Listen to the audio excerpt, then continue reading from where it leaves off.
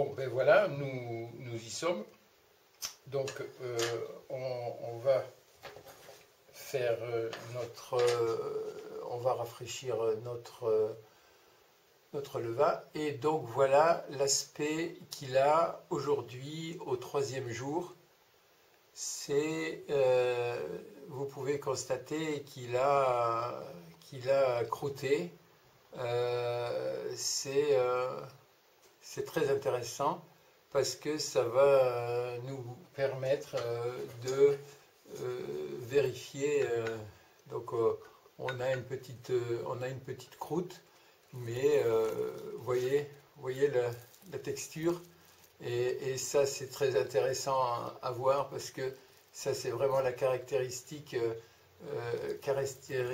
du levain et de ce qu'il fait. Donc hier je vous ai dit, le levain on le mélange. Vous entendez? Voilà. Et donc c'est pas très compliqué.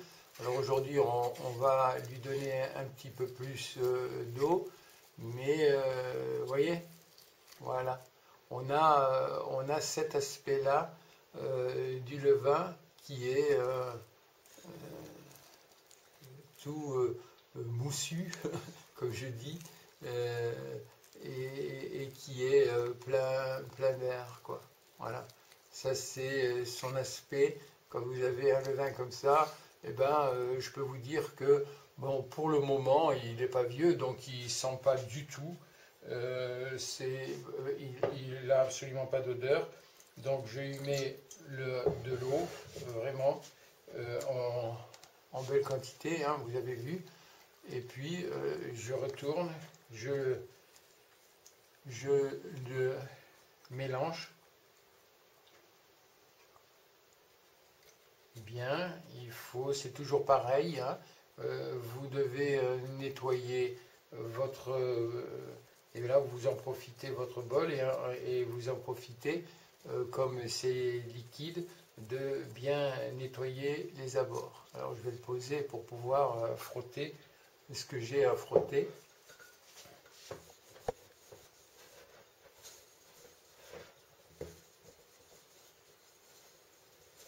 Voilà, on fait gratte partout de manière à supprimer toutes les aspérités qu'il peut avoir sur le bol, pour le faire le plus propre possible. Alors, c'est là que vous voyez quand même l'utilité d'avoir un bol tel que celui-là dans sa disposition, c'est-à-dire en bord plutôt droit que évasé. Des petits bols comme ça pour démarrer, ben, normalement il y en a partout dans la maison, mais c'est pas dit que tout le monde ait ça. Donc voilà, vous voyez, on n'est pas là, le bol est très propre. Le bol est très propre, la texture, eh ben là tout est mouillé. On va maintenant rajouter évidemment de la farine pour lui donner à manger. Et puis vous voyez que toute la croûte a déjà disparu, hein. C'est pas quelque chose d'extraordinaire de remettre une. Alors c'est toujours la même chose, hein. Je vous montre la farine.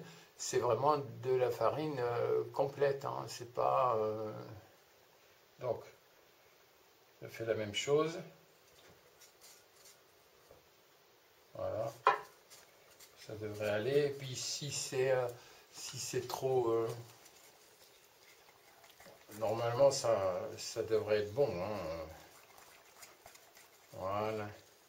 Ah, il est content, hein, il va manger, là, il mange, hein. Oh oui, ça. Voilà. Il est très très content.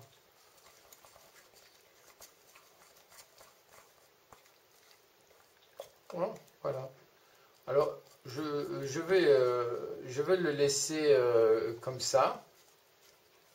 parce que hier on l'a fait un peu dur. Alors aujourd'hui, pour vous montrer comment on peut faire, hein, donc voilà, il est très un peu plus humide qu'hier. Et puis on va faire en sorte que de le laisser comme ça. Et puis toujours pareil, hein, on prend sa maryse et puis on nettoie son bol. Voilà.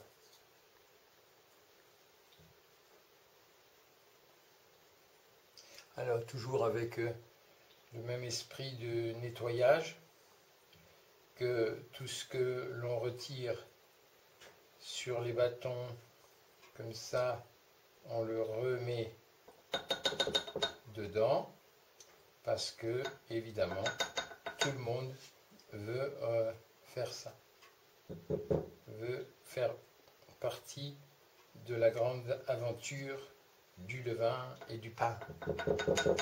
Voilà. On est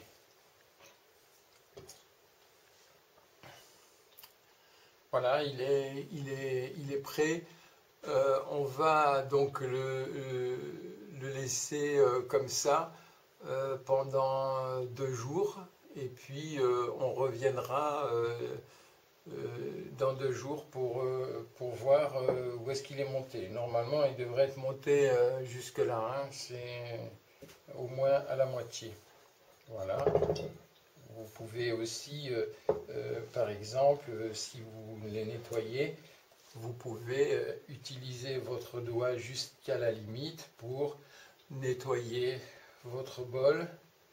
Vous n'êtes pas obligé d'utiliser un ustensile spécial pour faire ça. Vous pouvez le faire avec votre doigt.